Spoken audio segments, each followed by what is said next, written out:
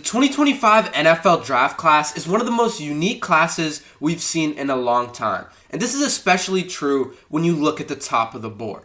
Usually, it's between one or two players as a consensus or a debate as to who should go number one overall. Last year, it was a general consensus that Caleb Williams was far and away the best prospect in the class. In 2023, it was a debate between Bryce Young and CJ Stroud as to who should go number one overall, two really great QB prospects. Then in 2021, Trevor Lawrence was far and away the best prospect in the class, going number one overall. And in 2020, it was Joe Burrow going number one overall, really being a general consensus among people ever since he won the Heisman that year.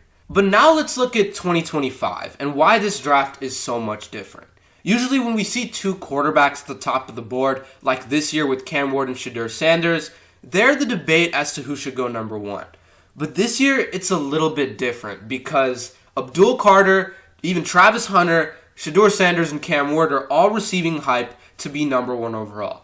And this is because in this year's NFL draft, and honestly, a lot of drafts in years past, there's been an unsolvable problem in terms of drafting at the quarterback position. But for Shedeur Sanders, he's my QB1 because he is all the things old school about playing that position. There's not a lot of veterans to choose from. So that's why I went with Cam Ward. Slightly better than Shedeur Sanders. Well, the best pick you can make with that spot, take a quarterback. You kind of have to lean towards the quarterback side of things. Now, go get the best player. Go and get Travis Hunter. But if you do end up with Cam Ward, then that's our guy and let's move forward. But the problem is they're not the best players in this year's draft. Let me put the situation of this 2025 quarterback class in perspective. Let's look back at last year. The 2024 NFL Draft's quarterback class was viewed as one of the best in NFL history. In this draft, there were 6 quarterbacks selected in the first 12 picks. Of these 6 quarterbacks, one of them looks generational, another one took his team to the playoffs, one of them was unfortunately injured, and the other 3 showed potential to be stars in this league. ESPN grades every prospect on a scale of 1 to 100, and according to ESPN, of these 6 first-round quarterbacks in the 2024 draft, 4 of them were grades of 91 or higher. This class was an anomaly in terms of the abundance of quarterback talent, but there's usually at least 2 to 3 of these guys in every quarterback class that are blue-chip, top-of-the-board prospects graded by ESPN above a 90. But in the 2025 NFL draft, there are a grand total of 0 quarterbacks graded above a 90 by ESPN. And this isn't just the case with ESPN grades. This is a pretty strong consensus among everyone. The 2025 quarterback class is very underwhelming. Now with that being said, we've seen underwhelming quarterback classes in the past. I'm sure everyone remembers how disappointing the quarterback class of 2022 was, only seeing one quarterback go in the first round, and that quarterback, Kenny Pickett, is now a backup. Cam Ward, Shedeur Sanders, Malik Willis, and Kenny Pickett were all graded out as 90s by ESPN. In other words, Ward and Sanders are both graded as similar quality prospects to Willis and Pickett. Obviously, all 4 of these guys are completely different in terms of play styles and how they translate to the NFL, but the bottom line is, people view Ward and Sanders similarly to the top QBs from 2022. Unsurprisingly, Willis and Pickett didn't go super high in the draft in 2022, despite being the best options at quarterback. They simply weren't viewed as top 10 prospects at the time. But this time, things are a little different. While Pickett and Willis fell down the board in 2022, Ward and Sanders are projected to go number 1 and number 2 overall in a lot of mock drafts. And this isn't just unsurprising. In fact, it's almost inevitable. Before we move forward, I've been referencing ESPN for these grades so far, and obviously, teams might not agree with these grades, and you might not agree with them either. But looking at Cam Ward specifically, CBS Sports has Ward 21st on their big board, ESPN has him at 18th, and the highest I've seen Ward ranked is 8th by Bleacher Report, which is still lower than where he probably will be picked. Basically, the point I'm trying to get across is that this is a very general consensus among people. Ward is a solid QB prospect with potential, but also isn't a top 5 prospect in this class in terms of talent alone, and the same can be said about Shedeur Sanders as well. Obviously, this doesn't tell the entire story.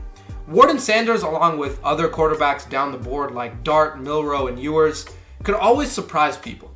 In fact, just thinking about this statistically, it's more probable that one of these guys becomes a solid NFL starter, even if their chances on their own aren't super high. In the last 10 years, the 2022 NFL Draft is the only class that didn't produce a Pro Bowl level quarterback. So chances are one of these guys will still be a Pro Bowler.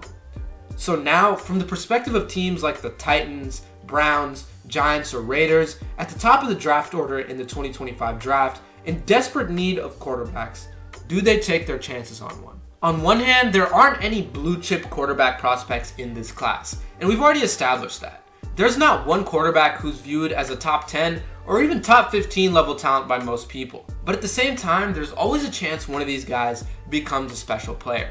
And honestly, this alone might make it worth it to take a chance on a guy like Cam Ward. Then there's Shedeur Sanders. More of a sure thing than Cam Ward, arguably a more polished prospect, but doesn't have the physical traits or arm talent that Ward has.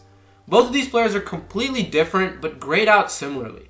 But in an overall draft that's considered one of the weaker ones in recent memory, these two still aren't top 10 talents because there's obvious flaws in both of their games. So is the risk of drafting one of these two early in the draft worth it when the chance of failure is just as high as well? The reality of the NFL today is the quarterback position is the most valuable position, not just in the NFL by far, but arguably in any team sport in the world. When a quarterback doesn't go number one overall, it's almost a surprise sometimes. Of course, naturally, every single QB class is different. There have been classes like 2021 which look like have a lot of QB talent, but doesn't end up being anything special. Then there's classes like last year which, once again going in, had a lot of talent and turned out to be amazing so far. But then there's classes like the Aaron Rodgers, Alex Smith draft, where only 2 quarterbacks ended up being taken in the first round, but one of those guys ended up being a Hall of Famer. Then there's this year's class. It could be like the Aaron Rodgers, Alex Smith class, where 1 or 2 of these guys end up being really, really good starters in the league and potentially stars. But it could also end up being like 2021, where not many go in the first round, and the few that do don't end up being very good in the league. The first way you can see this is the easier way to look at things.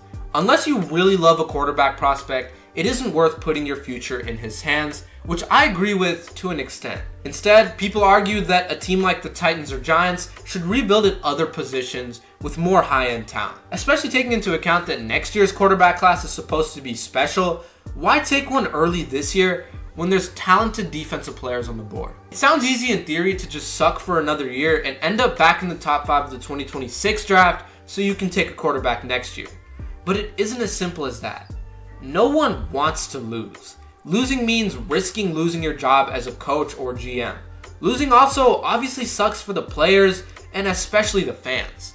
So this is where you get the other side of the coin. If you're the Titans, the Browns, or the Giants, you gotta realize that there's maybe 2 or 3 players in this draft who could potentially change the outlook of your whole franchise's future. You could make an argument for Abdul Carter or Travis Hunter, but if you're the Titans, I think Cam Ward would be a good choice at number 1. Abdul Carter or Travis Hunter would be nice, but if Cam Ward becomes a star in this league, it could really change the outlook of your franchise. With the opportunity to pick at number 1, with how important quarterback is in the league today, and with a guy with this much upside on the board, it almost feels like you have to take him. You could make a similar argument for Shedeur Sanders, but I just don't see him in quite the same way that I see Cam Ward because of the upside that Ward has to offer. If Ward and Sanders go 1 and 2 overall and they fail as prospects, the Browns and Titans will still have more chances to get the quarterback position right in future drafts. A bad quarterback puts you back in a spot to have a top pick in the next draft anyway. But if a team without a good quarterback ends up with Carter or Hunter, those 2 players won't make them contenders, but they could potentially make the Titans or Browns good enough to not have a top pick in next year's draft, which might hurt their chances of addressing quarterback to an even greater degree. This is why being a mediocre team is arguably even worse than being a bad team. It's much easier to find a good corner or edge rusher than it is to find an elite quarterback. And in today's league, that star quarterback is so important, the teams will take a chance on anybody they can. So in my opinion, take as many swings at the bat as you can in the draft at quarterback, and find other difference makers in other ways later down the board or in free agency. There's been a massive dilemma this year and pretty much every year with how high quarterbacks should be drafted, and there's a few different ways to look at things. But overall, if one of the teams at the top of the board can develop Cam Ward or Shedeur Sanders into elite players, it could change a franchise forever. I hope you all enjoyed this video. If you did, hit the like button and subscribe. Let me know in the comments what you think in terms of my perspective on what I think of this year's quarterback class towards the top of the board. But that's going to do it. I'll see you all in the next video.